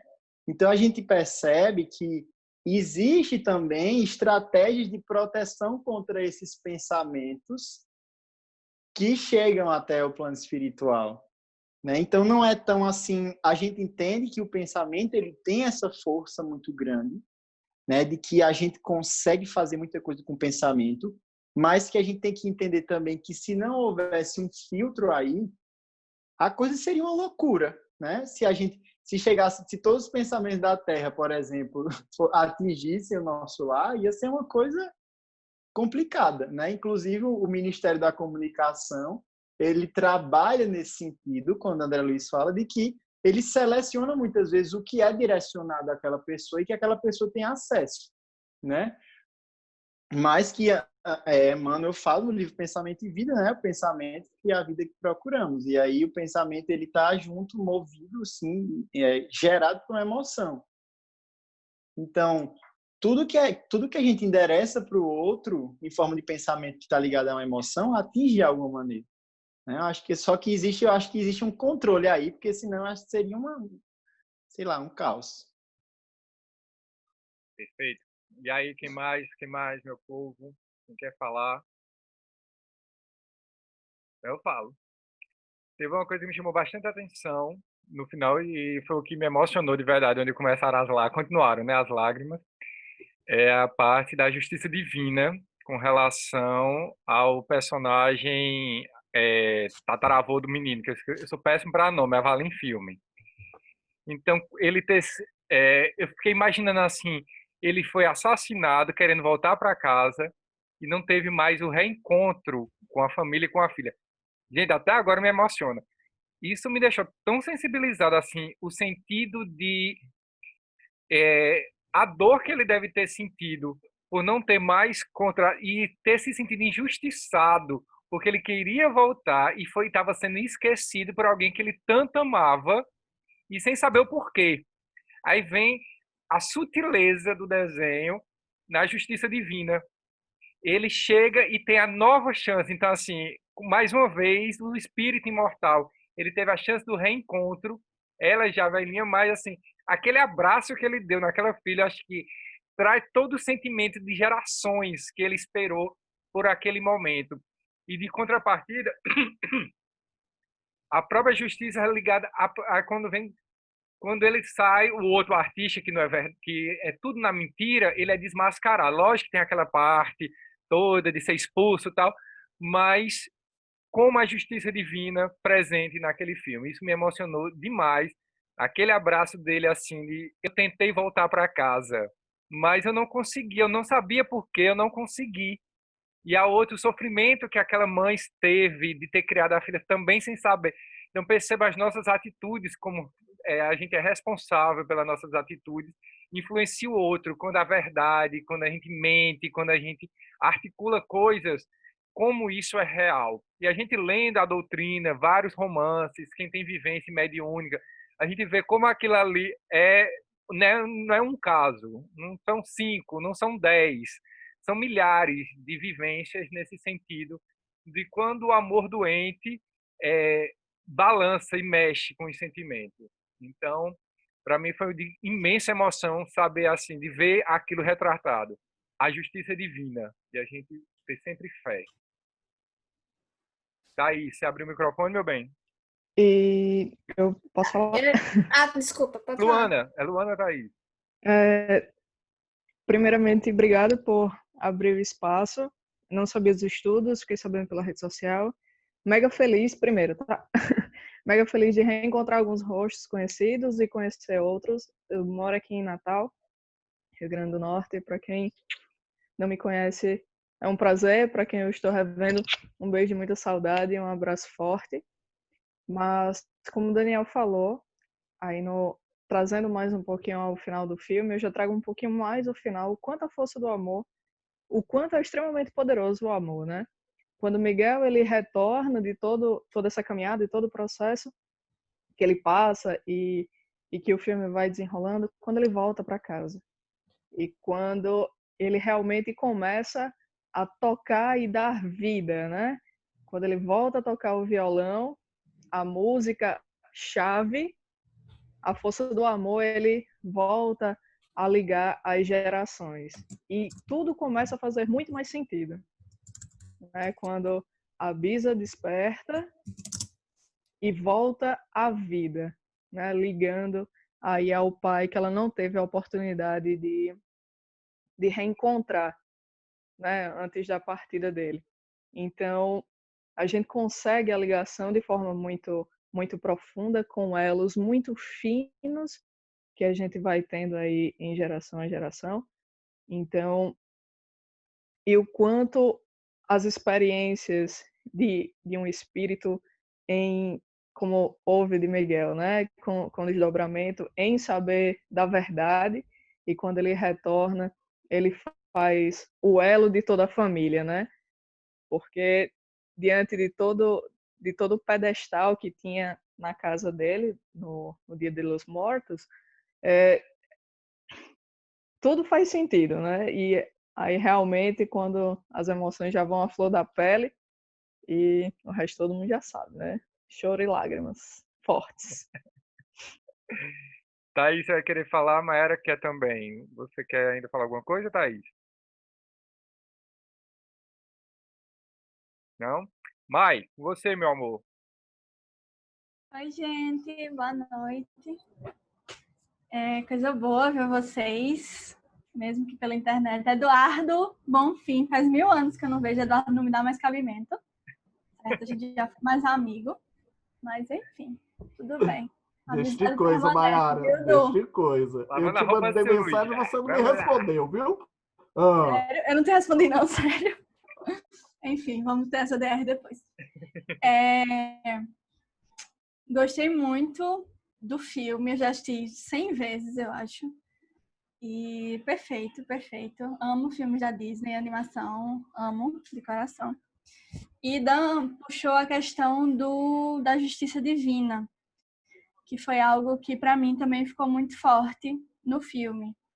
Então, primeiro, sim, gente, eu não tinha preparado nada para falar, mas aí a galera, os mediadores foram falando e eu fui anotando um bocado de coisa. Talvez não tenha sentido nenhum, mas enfim, me esforcei, tá? Da fala de Ennio, a questão da justiça divina, eu destaco, primeiramente, ele falou da questão do dom, né? De Miguel. Você vê uma criança, normalmente a gente vê isso em crianças asiáticas, né? Porque eu não sei o que é aquilo, sinceramente. O pessoal nasce com esse dom incrível, mas que a gente vê uma criança já com o dom da música e isso muito forte, a gente pode trazer para a questão da reencarnação, né? Que não existem privilegiados na criação de Deus. Então, Miguel desenvolveu esse dom e isso a gente traz para os mais diversos dons que existem. Normalmente é algo que você traz na sua bagagem espiritual, né? Então, esse é o primeiro ponto. A questão também, Ennio, eu viajei nessa, eu viajei muito. Ennio falou dessa questão Du também falou de que ele estava tentando entender, ele estava sofrendo por algo que ele não entendia o que era e que tinha acontecido há muito tempo e ele estava pagando naquele momento. E aí eu já fui abstraindo para o pecado original. Adão e Eva já estava nessa vibe de como é que a gente sofre algo que uma galera nada a ver. Boa, muito boa. Muito tempo atrás fez e eu tô aqui hoje pagando por isso, né? Então eu estava nesse nível de abstração, quando na verdade a doutrina espírita vem nos trazer a questão das causas atuais e causas anteriores das aflições, né? Então a doutrina espírita ela é muito clara quando vem falar que ninguém resgata aquilo que não cometeu. Na verdade, é seu. Pega, bota, toma, tá aqui, é seu. Essa dívida aqui é sua e você que vai resgatar ela. Então, a gente não sofre algo que a gente não tem nada a ver no processo. Né? Reforço de construções familiares, né, Mai? Exatamente, que era o próximo ponto que eu ia trazer, de que Kardec ele é muito claro quando ele vem falar das famílias, que muitas vezes são os mesmos espíritos que estão ali vindo em diversas encarnações diferentes, um como pai, depois vem como filho, para poder aprender e se unir, né? Então, Ennio ressaltou isso na fala dele, que Miguel pode muito bem ter sido um de seus antepassados.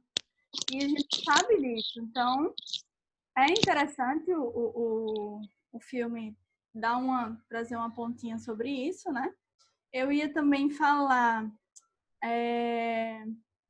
sim, sobre a última coisa desse momento, pessoal. Sobre o perdão no mundo espiritual, que acho que foi Ennio que trouxe também. Que eu tô lendo Céu e Inferno, tô aproveitando essa quarentena, tô fazendo um estudo do Céu e Inferno novamente, que é a minha obra favorita da codificação. E é uma obra perfeita, assim, filosofia pura, que Kardec vem trazer as crenças da época e que muitas perduram até hoje, e ele vem rebatendo com a argumentação, né, muito bem construída. E aí, por influência da igreja e tudo, ele vem falar sobre as penas eternas, mostrando que essa doutrina ela não se aplica, né, porque tem muita inconsistência dentro dela. E aí, uma das questões que muito se acreditava era que o arrependimento ele pode acontecer, mas ele acontece na Terra. Então, as coisas têm que ser na Terra, porque a Terra você vai para uma... Eduardo, peraí. Você vai para uma destinação que pode ser o céu, o inferno, o purgatório, enfim. Então tem que ser na Terra. E aí Kardec vem mostrar, gente, mas espera, a Terra o tempo é muito curto para você ter que se arrepender. E eu acho que a igreja traz muito da questão de Jesus, quando foi crucificado entre os ladrões, né? Aí tem o bom ladrão, Dimas, que Jesus diz, ainda hoje estarás comigo no paraíso, porque Dimas se arrependeu, né? Então, se você não se arrepender na Terra, meu filho, um abraço. Você vai para o inferno e acabou. E aí, o filme mostra que o perdão ele pode acontecer no mundo espiritual, né? A gente evolui também no mundo espiritual. Obviamente que provavelmente essa galera teria que encarnar novamente para poder provar, né, que deu certo, que realmente o perdão rolou, mas que pode acontecer também no mundo espiritual. Então, eu identifiquei esses pontinhos aí e eu jogo para vocês. Câmbio. No chat tem a participação aqui na Ana, ela falando também da importância que ele traz do idoso, da inclusão e do respeito. Realmente é muito forte nesse filme, durante todo ele, a importância com os antepassados, o respeito, a gratidão por terem eles dado a chance da vida. Isso é muito lindo. Por isso esse abraço no final me emocionou muito, aquela parte da música, da festa, da família, o apelo à família.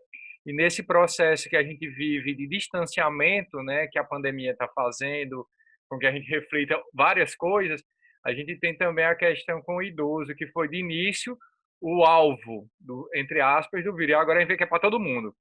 Mas a carência... Também, chegou ao ponto de ser, não, quem vai morrer é o idoso, pô, relaxa, tipo, galera, os jovens não... Meu Deus, sim!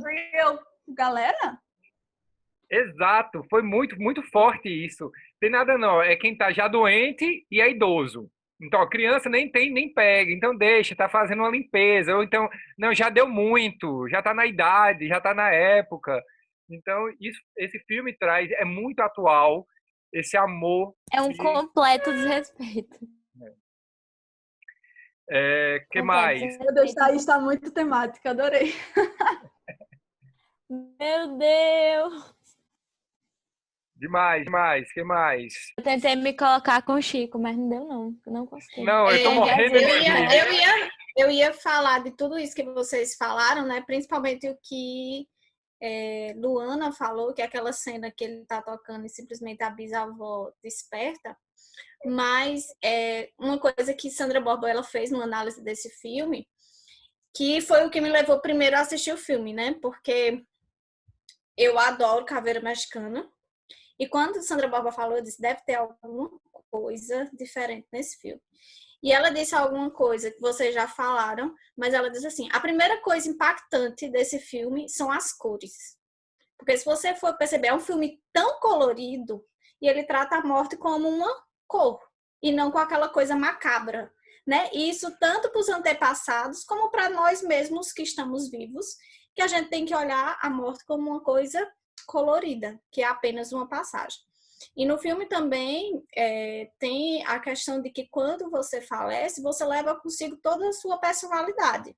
Então, para a gente também se preocupar que durante nossa existência, quando a gente vai morrer, a gente não vai ser uma Thaís angelical ou uma Thaís diabinha. Na verdade, tá mais para diabo do que coisa. Mas uma Thaís que é Thaís, né? Que Thaís vai ser Thaís e Thaís vai ter os mesmos desejos que Thaís, alguns mais exacerbados, outros menos, mas é só isso mesmo, o quanto que a gente pode observar a morte de uma forma mais colorida. E ao mesmo com mais compaixão, né? Que foi isso que a Mayara falou agora, que a gente também tem compaixão daqueles que estão enfrentando momentos difíceis. Mas como nós espíritas jovens e vendo a posterioridade e vendo tudo o processo, né, para a gente encarar a morte como uma etapa de uma forma mais leve. E aí eu não estou dizendo da compaixão para com os outros, mas eu digo do processo como um todo. E aí estão meus amigos. Eu vou tirar a foto da live assim. Olha, vocês estão demais. Eu me acabando de rir com vocês. Isabela, olha, quase eu caio aqui 3 vezes rindo. Até o Eurípides Bassanum apareceu. Ou pessoa... Não existe. Vai no Google, aí coloca assim, background, Eu Divina botei. vida. Aí todo mundo baixa a foto, aí bota aqui. Aí todo mundo. Amei, Ah, fofa. eu não consegui. Eu Paulinho, peguei, eu tinha 3 fotos aqui, que era Eurípides, Jesus e ó, Chico. Aí ó. eu peguei tudo. Paulinho pediu aqui para falar com a mãozinha, depois Caio. Vai lá, grande Paulo do Ceará, terra boa. Também tá fazendo muito frio aí, Paulo, igual em BH. Tá aquele friozinho, imagina, o Ceará tá frio daquele jeito. Tem chovido, mas frio a gente não passa, não. Primeiro, boa noite a todos. Queria parabenizar a fala.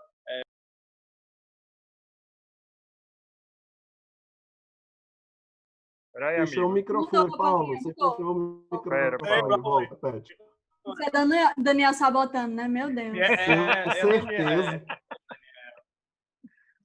Fala de novo, no boa noite.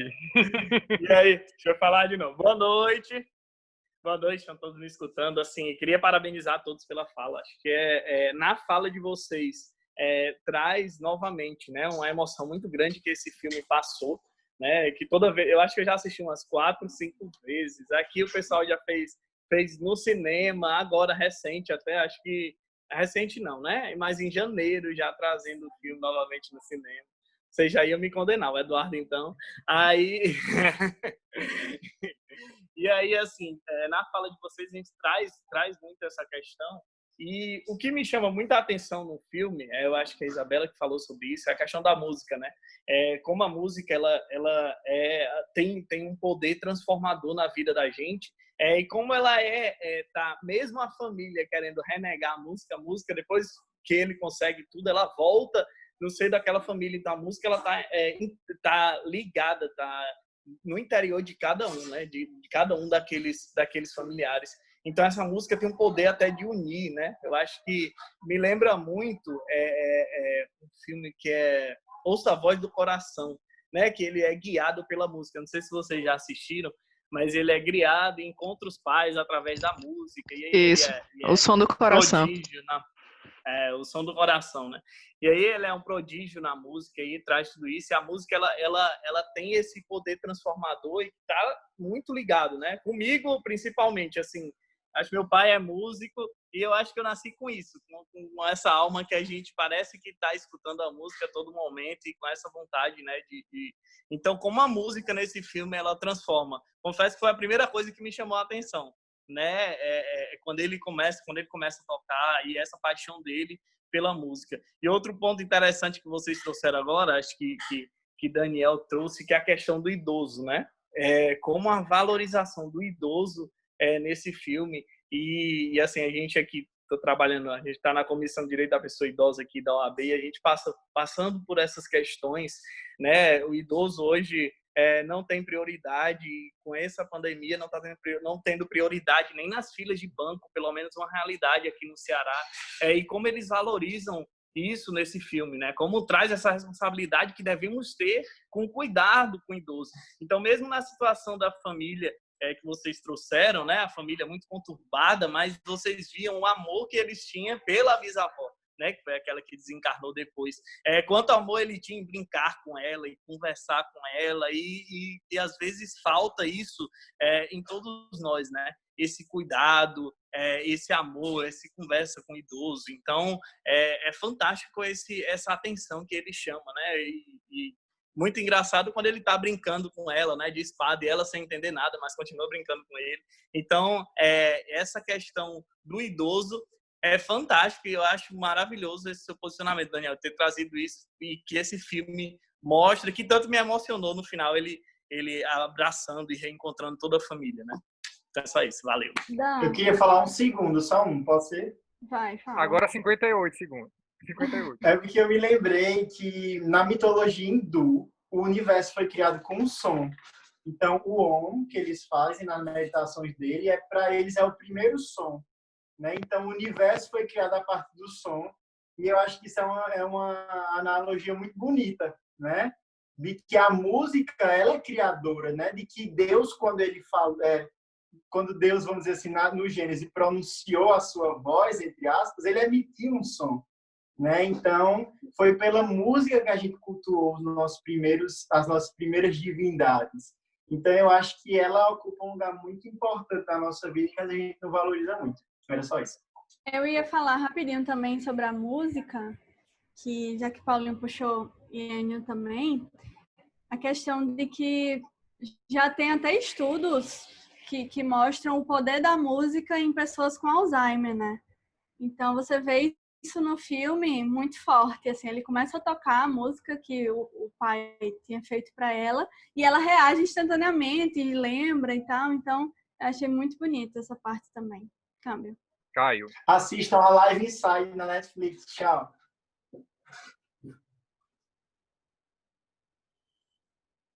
Vai, Caio. Eu estava pensando, eu não sei onde foi que eu escutei, que a gente estava comentando sobre essa parte de velório e tudo mais, que geralmente, dependendo de países, quando uma pessoa morre, o velório pode ser tristeza ou alegria. No México é alegria, aqui é tristeza, você fica chorando pela pessoa que morreu. Mas tem uma coisa que é bom levar em consideração. Quando uma pessoa morre, a gente fica de luto por uma pessoa, mas aquela pessoa que morreu, ela fica de luto por todo um ciclo social, família, ela perde tudo. E eu estava analisando aqui agora a necessidade de um velório. Geralmente, quando a pessoa é enterrada sem um velório, é como se aquela biografia daquela pessoa não valesse nada, é como se ela tivesse passado pela Terra e tanto faz como tanto fez. E a gente está vendo isso agora, né? Com essa pandemia, a galera sendo enterrada em vala, assim, todo mundo junto, sem velório, sem família. A pessoa vê um parente agora, quando ele pega o Covid, ele é internado, se não tem contato, é tudo por telefone. E dali você só vai ver o cara dentro de uma cova. Você não vê nem o corpo depois. Então, isso é muito forte, assim, nesse momento que a gente está agora. Isso. Amigos, é emoção grande. Vocês não imaginam como eu ficaria a noite todinha matando essa saudade que eu tô vendo aqui de vocês. Mas nosso tempinho tá chegando ao fim. O olho enche de lágrima e para, enche de lágrima e para. Eu tô aqui já muito feliz com todos, vendo esses rostinhos assim, e feliz pela tecnologia de a gente poder se ver. E eu queria caminhar para a parte final, as considerações finais dos nossos amigos. Antes, eu só queria comentar uma coisa que me veio também com a questão da música, que a simbologia também nesse filme me convidou, eu acho que é uma reflexão que eu abro, da empatia e da compreensão com os nossos antepassados, nossos pais, nossos avós. A música não era ruim, mas o que ela causou de tristeza é que marcou aquela família. A tristeza do abandono, a tristeza da saída do pai, não que a música era feia ou que eles eram assim, uma coisa, mas como aquilo marcou. Então, às vezes, a gente está na nossa família e a gente fala de um certo assunto, a gente tem uma certa atitude que marca, que os nossos antepassados, pais, avós, sofreram com coisas que hoje a gente acha, por que você não faz isso? Por que você não me compreende? E a gente não tem essa empatia de saber, a gente cobra às vezes até demais, sem saber o que eles também passaram. Isso foi uma reflexão para mim muito forte, da empatia com os nossos, que eles também sofreram, que não são heróis, não são super espíritos, são espíritos como a gente, que estão tentando evoluir também, e principalmente numa grande missão, que é a paternidade, que é ser avô, que é criar. Isso é um desafio, ninguém nasce pronto. A gente se prepara, obviamente, no plano espiritual, mas quando chega aqui, a coisa muda de figura. Então, me tocou muito. Isso me veio agora com a música, quando Paulinho, que depois ressignificou. Que filme, viu? Que filme! Ressignifica a arte e agora traz como como forma de alegria, de união da família, o que era uma coisa dolorosa. Nossa Senhora! Então, vamos caminhar para o nosso fim, vamos pedir para os nossos amigos de hoje para as considerações finais. A gente vai ter ainda música com o Dudu. Eu tenho 3 avisozinhos depois das considerações. Não saiam, vamos tirar uma foto para a gente guardar esse momento. O pessoal já saiu, mas eles estão nos nossos corações. Então vamos começar, Enio, na mesma ordem. Enio, Isa e Dudu. nas suas considerações finais, por favor, 2 minutinhos para cada um, só para a gente fechar. Tá bom. Não vou fazer minhas considerações finais, é a Amanda que vai fazer por mim, tá? Então eu peguei a mensagem, que é uma mensagem que ela fica ressoando no meu ouvido há um tempão, que é do livro Religião dos Espíritos. Eu sou o maior fã desse livro. Não tem ninguém que Eu amo também. Esse livro é perfeito, é perfeito. E aí, eu fiz uma palestra um tempinho atrás e eu abri essa mensagem e ela fez assim, pá! E eu acho que eu quero dar esse pá em vocês para eu ir embora, tá? E o título dela é Renascimento. E ele faz um comentário da questão de número 169 do Livro dos Espíritos. E ele começa assim: não aguardes o lance da morte para atender em ti mesmo a grande renovação. Se as chamas das tuas esperanças mais caras surge reduzida a pó e a cinza, aproveita os resíduos sem descrer da felicidade. Ele continua, mas eu queria fazer um comentário sobre justamente isso, né? A gente não precisa aguardar a morte para a gente rever os nossos antepassados, para a gente se conectar com as nossas raízes, para a gente mudar certos padrões que estão adoecidos dentro de nós. Porque muitas vezes a gente diz, mas quando eu for plano espiritual, eu vou descobrir 400 milhões de coisas. Né? E o que Emmanuel faz é justamente isso, não espera pela morte. Né? Vamos descobrir aqui o que é que a gente precisa mudar e se conectar com essa outra realidade. E essa outra coisa que ele fala que eu acho muito linda, né? Que é essa questão de que se a chama das nossas esperanças mais caras, né, agora surge reduzida a pó e a cinzas, aproveita os resíduos dos sonhos mortos por adubo a nova sementeira de fé. Ou seja, se diante dessas situações que a gente vive, eu acho que nessa situação que a gente está vivendo de isolamento social, em que os nossos sonhos, por enquanto, eles foram um pouco mortos, porque a gente não tem tanta perspectiva de futuro, que a gente junte todos esses resíduos e que a gente vá adubar a nossa sementeira da nossa fé e caminhando para adiante, sem a gente descrer da felicidade, porque eu acho que o que esse filme ele traz é justamente isso, de que o menino, sentindo o sonho dele vivo, ele nunca desacreditou da felicidade, ele acreditava que aquela felicidade estava ligada à realização desse sonho, e foi assim que o filme terminou, né? Com muita alegria, com muita felicidade. Então, acho que a gente não pode descrer dessa nossa felicidade. Um beijo. Beijo, amigão. Isa! E aí, pessoal?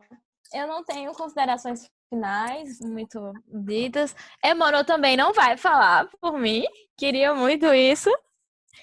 Mas é só isso mesmo, da gente refletir sobre isso. Foi muito bom, todo mundo contribuiu muito. E eu acho que são coisas que a gente pode levar, sabe? Essa questão de como lidar com a morte, da nossa responsabilidade com os nossos parentes mesmo.